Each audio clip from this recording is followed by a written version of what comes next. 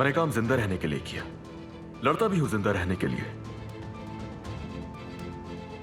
क्योंकि सबका हक है जीने का,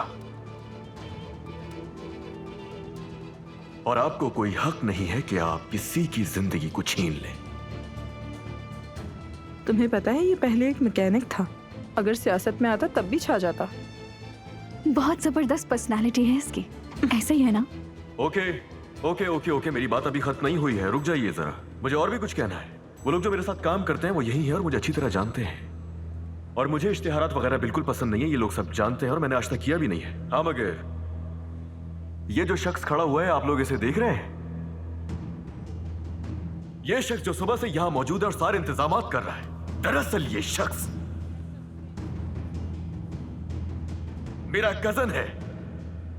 जी हां, यह आदमी एक दिन आया और मुझसे कहा कि एक इश्तिहार होना चाहिए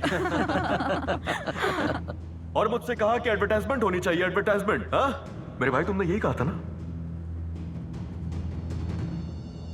क्या कर रहे हो तुम अली? अली, ये ज्यादा हो रहा है। हाँ, क्या सुना नहीं मैंने?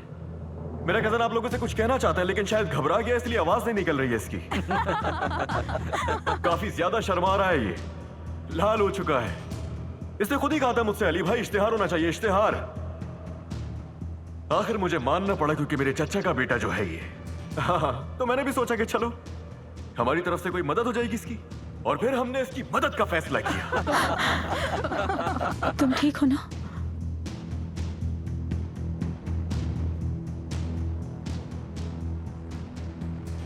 मैं भूल गया था भाई, तुम्हारी मदद का शुक्रिया वैसे। अरे नहीं भाई, ऐसी कोई बात नहीं है। हाँ, मुझे कुछ बताना था जो अभी याद आया। ये तो चेहरा देख रहे हैं आप लोग, क्या ये ब्रांड फेस लगता है आप लोगों को? या अल्लाह,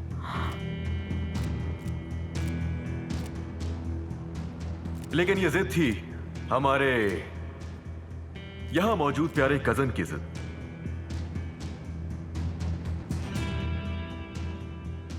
तो इस कंपनी का एक ही ब्रांड फेस है और वो फेस है वही जिसे आप लोग देख रहे हैं। वो मैं हूं, अली कोजान।